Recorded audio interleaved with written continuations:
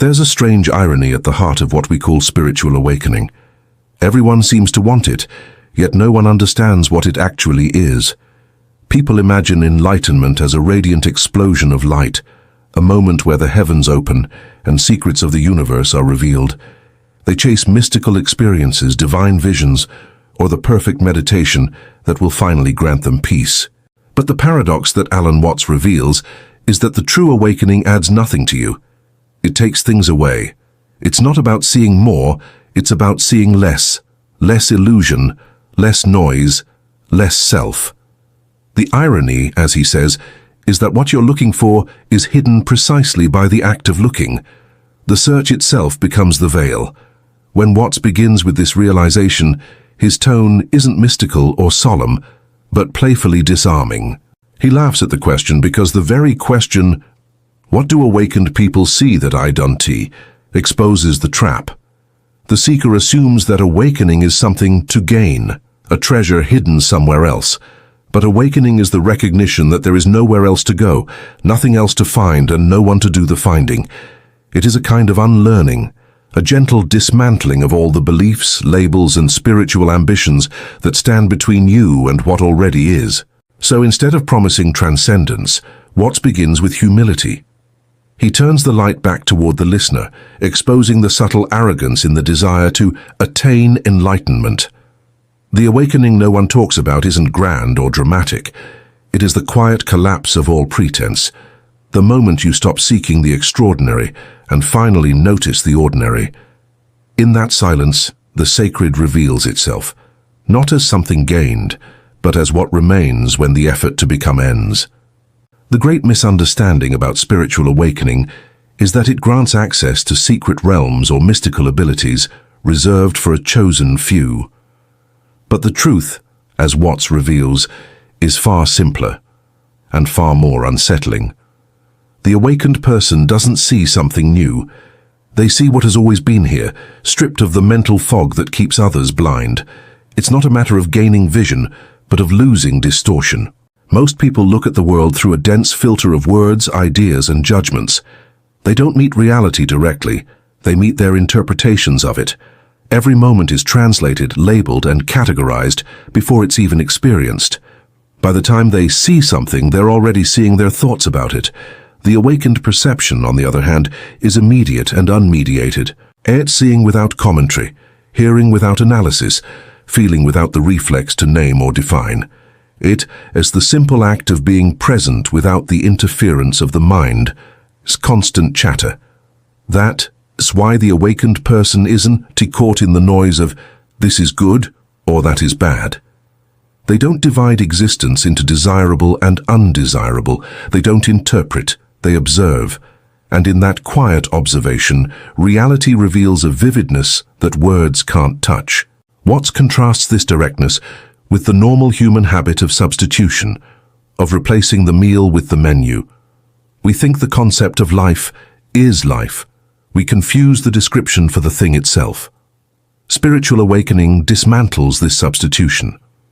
It's not about entering a higher dimension, but about leaving the prison of conceptual thinking. The ordinary person searches outward, chasing meaning in symbols, scriptures, or sensations. The awakened one realizes that everything being sought is already contained in this simple moment of awareness. The difference lies not in what is seen, but in the one who is seeing. No longer a mind analyzing the world, but consciousness quietly aware of itself. Imagine standing before a tree. Most people think they're seeing it, but they're really looking through a haze of ideas. The word tree, the categories of oak, maple, pine. They recall what they know about it, that it produces oxygen, gives shade, provides lumber. All these thoughts rush forward and take the place of the living thing itself. By the time the eyes meet the branches, the mind has already decided what's there. The real tree, the silent, breathing organism swaying in sunlight and shadow, is lost behind a wall of concepts. This is the essence of our blindness. We no longer perceive reality. We perceive our mental commentary about it. Watts uses this image not merely to describe how the mind functions, but to create an experience. As he speaks, you begin to notice that you do the same, not only with trees, but with everything. You meet people as categories, not as beings. You hear music as preference, not as sound. You live in constant translation, never in direct contact. The mind is like a transparent film over the world, projecting its language, its meanings, its stories, until nothing is truly seen anymore. But when that film dissolves, even for a moment, something astonishing happens. The tree, stripped of its label, reveals itself in a way that words can't contain. The shifting play of light, the intricate geometry of leaves, the quiet movement of life itself. It all becomes radiant, alive, sacred. Not because anything mystical has appeared, but because nothing stands between you and what is. The tree is no longer a tree. It's simply this. Watt's metaphor functions like a mirror for consciousness. It doesn't teach, it awakens. It invites the viewer to catch themselves in the act of naming, judging and distancing, and to drop it. The tree becomes a doorway to pure seeing, to reality before thought. And in that moment you realize the difference between looking and truly seeing is the difference between living in the mind and being alive. At this point the narrative turns. The shift is subtle but irreversible, a collapse of the framework through which we normally perceive. We've substituted the menu for the meal, Watt says, and in that one sentence, the entire edifice of conceptual living crumbles. We have mistaken symbols for reality, language for truth, knowledge for understanding.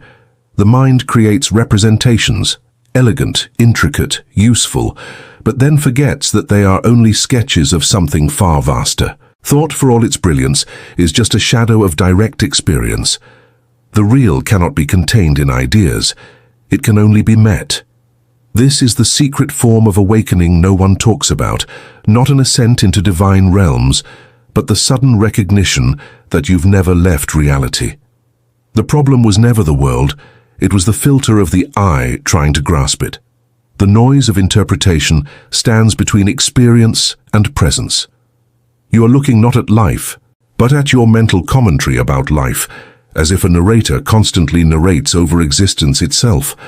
The miracle, however, begins when that commentary stops, when perception ceases to be mediated by the compulsive need to name, define, or control. In that silence, what was once ordinary reveals its depth. The table, the sound of your breath, the flicker of light on the wall, all of it becomes astonishingly alive. You see that spirituality was never meant to elevate you above life, but to return you to it. Transcendence is not escape, it's intimacy. The sacred doesn't exist beyond the world, it is the world once you stop overlaying it with thought. The revelation, therefore, is disarmingly simple. You've never been separate from the thing you seek. The distance between you and reality was always an illusion created by the mind. To awaken is not to discover a hidden realm, but to finally taste the meal you've been describing your whole life. To experience life without the menu of words that once stood in the way. Here the attention turns away from the awakened individual and toward the ordinary state of humanity, the collective trance. Watts describes this condition not as evil or foolish, but as a kind of inherited hypnosis. From birth, we are taught to live through symbols, words, ideas, memories, until our entire experience becomes second-hand. We no longer encounter reality directly. We experience our thinking about reality. The voice in the head becomes our primary world. It labels, judges, predicts, and narrates everything so constantly that we mistake its noise for truth. The tragedy is that this commentary feels alive while the actual world fades into abstraction. Watts compares it to living in a gallery of photographs of the ocean while believing you know the sea. You talk about waves, study their patterns, debate their meaning, but you've never been touched by salt water. You've never felt the pull of the tide on your body. That is the modern human condition, a civilization of minds staring at representations, confusing the image for the experience. Even our emotions are recycled thoughts. We feel what we think about life, not life itself. This trance isn't malicious. It's collective, cultural, automatic. Society rewards those who stay asleep. The productive, the rational, the controlled. The silent, wordless dimension of existence is dismissed as unimportant, even dangerous. And yet, Beneath the surface, every person senses something missing. A faint homesickness for immediacy, for the raw contact with being that children once knew. Watts doesn't condemn this sleep. He reveals its mechanism so we can awaken from it. The hypnosis persists because we identify with the voice that comments on everything. We believe we are the commentator. But if you listen closely, you'll notice. You can hear the voice, which means you're not it. The moment you realize that, the spell begins to break. Reality, no longer filtered through thought, starts to shimmer again, the ocean waiting patiently for you to step out of the photograph and feel its waves crash over your skin. Watts introduces the image of the child as a living symbol of awakened perception, innocence before interpretation. A child doesn't look at a puddle and think, "That's just water." They don't categorize, analyze, or name. They kneel, touch, splash, and laugh. Every reflection on the surface becomes a tiny miracle. When a butterfly flutters past, they don't identify its species or wonder how long it will live. They simply marvel at the motion, the color, the light, the raw immediacy of being alive. This is awareness before knowledge, perception before the cage of thought. The child, in this sense, is the awakened one who doesn't know they are awakened. They see directly without mediation, because the mind hasn't yet built the walls of identity, language, and control. For them, life isn't divided into sacred and ordinary. It's all sacred. Every leaf, shadow, and sound vibrates with mystery, not because it hides something profound, but because it is profound. Adults spend decades in search of this same state under names like enlightenment, liberation, or transcendence. Yet what they seek is precisely what they once lived effortlessly and forgot. Watts uses this contrast to evoke a deep spiritual nostalgia, a memory buried under the noise of modern life. He invites the viewer to recall a time when they didn't stand apart from the world, but were woven into it. Before the self became a project to improve, there was only experience unfolding. The true awakening, then, is not a climb upward into divine heights, but a descent, a gentle falling back into simplicity. To see as a child is to be free from the tyranny of knowing. It's not ignorance but clarity, not naivety but intimacy. In the child's gaze we recognize what we've lost, the ability to meet reality without trying to master it. The puddle and the butterfly become metaphors for that forgotten union. The enlightened adult isn't someone who has learned more than others, but someone who has remembered what the child never forgot, that life itself, unfiltered and immediate, is already complete.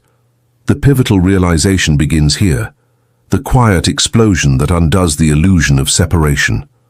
Watts reveals that the self we cling to so tightly, the one that thinks, plans, judges, and fears, is not what we truly are. This inner narrator, the constant mental voice commenting on life, feels like the center of our identity, but it's merely another event arising within awareness. It's a character in the play, not the stage upon which the play unfolds. The true awakening that no one talks about isn't the glorification of the self. It is the recognition that the self as we know it doesn't exist in the way we believe.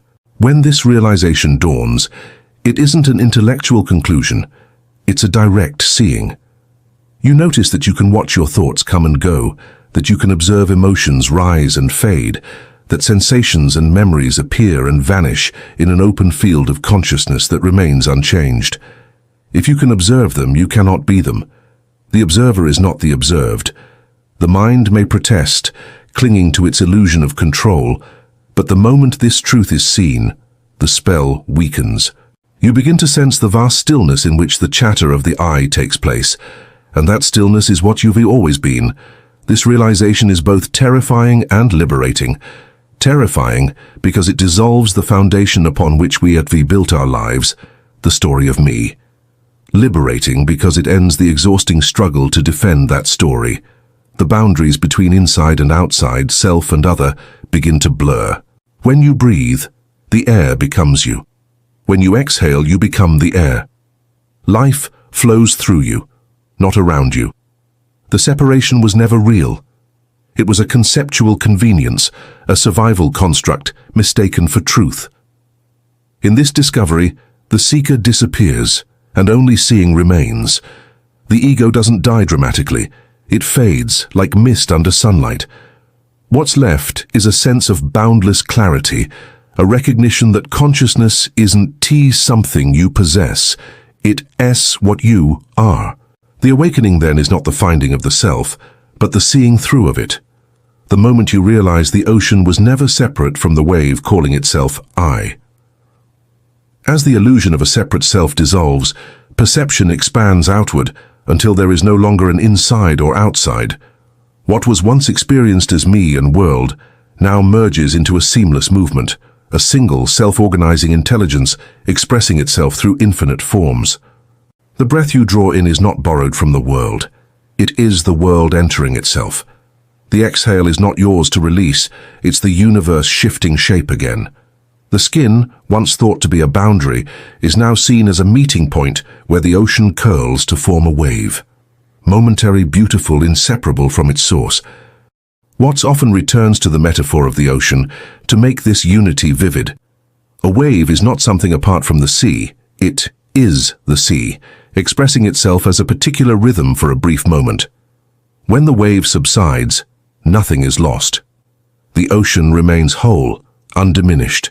In the same way, the awakened person realizes they are not a lonely fragment of existence, but the universe moving through a temporary form called human. The heart beating, the stars exploding, the rivers flowing, all are one continuous process, endlessly folding into itself.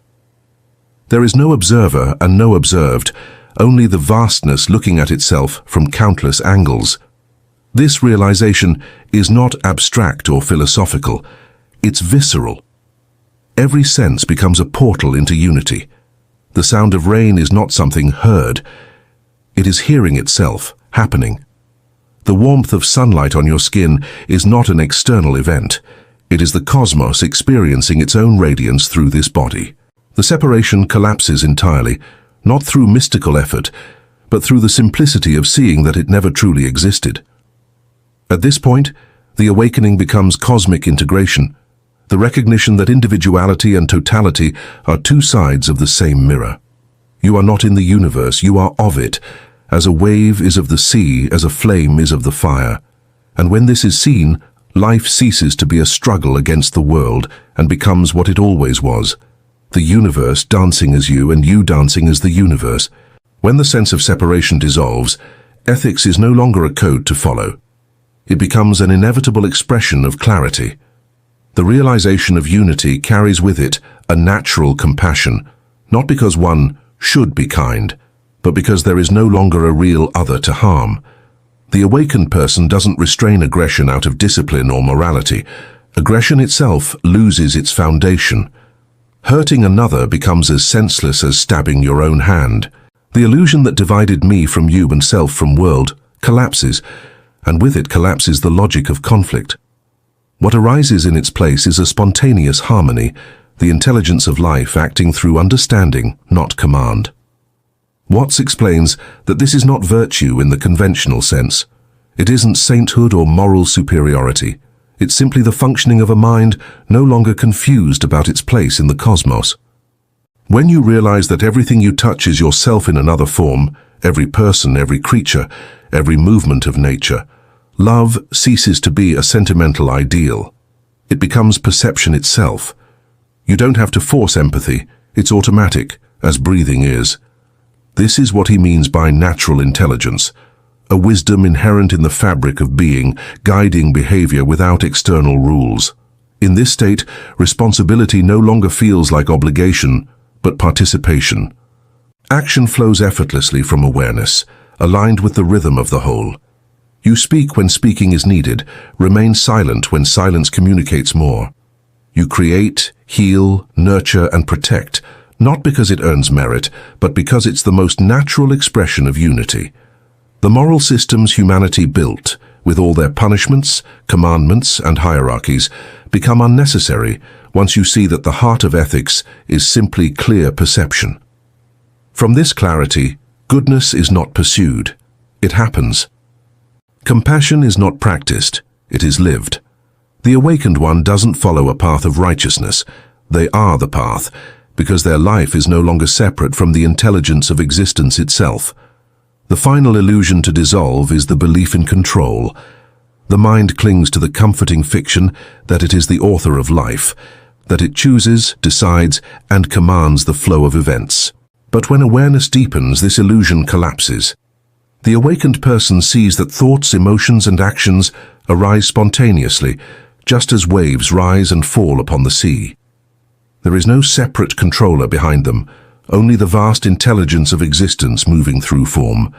The wave doesn't push itself forward, it is carried effortlessly by the ocean. Likewise, you are not doing life. Life is doing you. At first, this recognition provokes fear. If there is no one steering, what remains of me?